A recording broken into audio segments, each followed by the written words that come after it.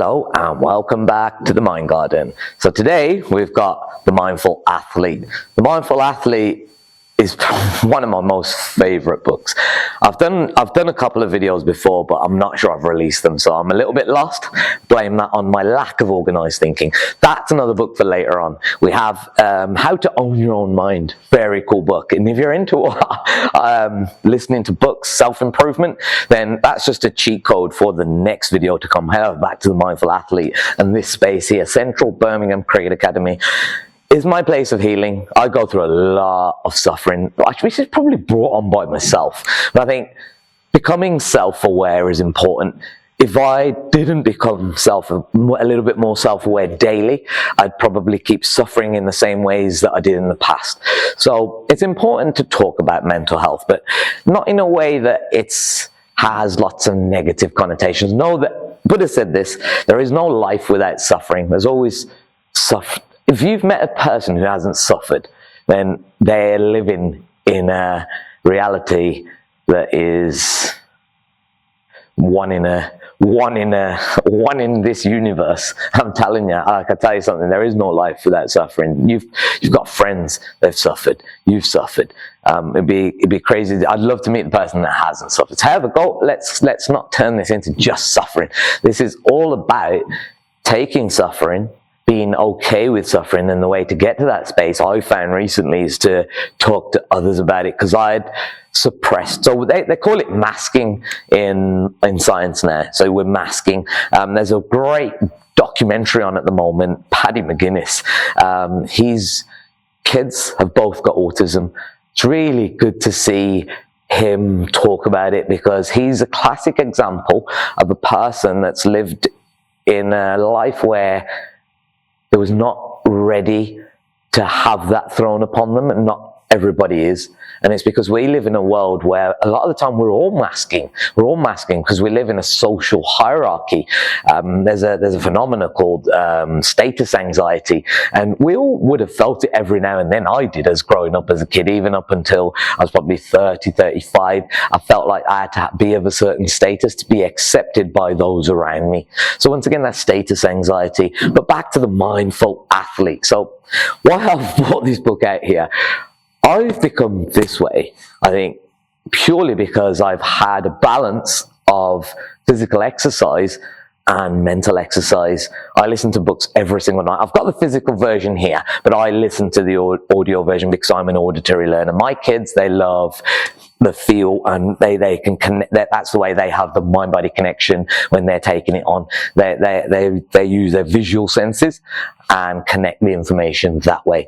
So once again, going back to the Mindful Athlete and this space, Central Birmingham Cricket Academy, we also run a project called Sports to Unite. That project is run by a man called Andrew McIntosh. We met through badminton. Most of my friends I've met through sport, and I'm so lucky because they're not temporary friends. Even today, I had a guy call me after 6 years, and he goes, "Oh, you fancy a game of badminton?" And I was like, that's the beauty of the game. It unites us. That's why the organization is called Sports to Unite. This project, where we're going to be discussing mindfulness, is called the Mind Garden. So try and remember some of these and try and follow the pages, and I'll try and be better at sharing, putting the links in. It's something because I run a digital marketing agency, I've got to become better at what I do. Otherwise, I'm not leading by example. So once again, sport, the guys like a captain has to lead by example. Parents have to lead by example. That's why being mindful is so important. And this is why I'm so passionate about this subject of mindfulness. It's so important for me to get that energy and those vibes out there. So once again, I'm going to be putting together videos based upon mindfulness. Hopefully in the next 7 days, I've got a mum and a son starting. Never played cricket before, or probably had a little go in the garden. And we're going to see how long it takes me to get them ready to go against a hard cricket ball against people that I train with in the week. So my group of friends, we've been playing for 20 years, and I want to be able to weaponize those two, mother and son, to go out in the gladiatorial space, which we call the nets, and face a ball coming at you between 40 and 60 miles per hour. And I'm not going to put a time frame on it. I have, but I'm not going to. Let's see how long it takes. But I want to know how long you guys think it will take, because that's called psychological time. Actual time, none of us really know, do we? And that's a phenomenon we'll talk about once again. I'll give you a little clue on psychological time. When we're suffering, time slows down. When we're having a good time, time speeds up. That's psychological time. Actual time doesn't change. Actual time is not even existent, really. It's a measurement from one point to another.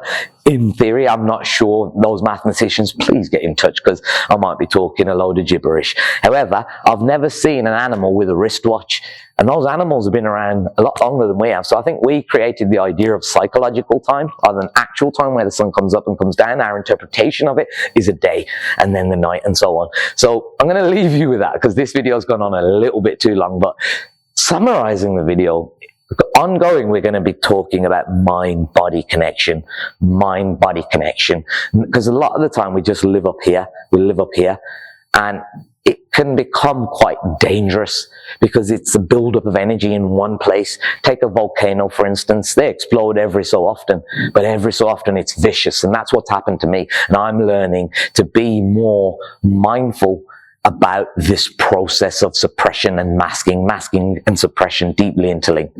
So again, mind-body connection. I found that I come in here, do my hourly exercise, and I let off energy. And that way there's less likely to be a volcanic eruption. In terms of psychology, a nervous breakdown, meltdown, you know, we all have these breakdowns of emotions, emotional entanglement. So once again, mind-body connection, I'm going to find ways to get our future generation out there being more balanced through a mind-body connection, because in the digital world we just live up here, and that's quite dangerous. So yeah, if you've enjoyed the information, if you enjoy that, this is a trailer, really. It's a trailer for what's coming up. If you enjoyed the trailer, please share it. Please share it, because I need people to get behind mindfulness and mental health. I really need, because this is, at the moment, I'm raw to it. And we'll talk about that in further videos. But let's get behind mindfulness, mind-body connection, yeah, and mental health. Please like, share, and I'll see you in the next video. Peace, love, respect, and keep that lifelong learning going. Otherwise, the ego will tell you, I know this, I know this, I know this. Nobody knows anything. We only know things temporarily. On that note, mwah.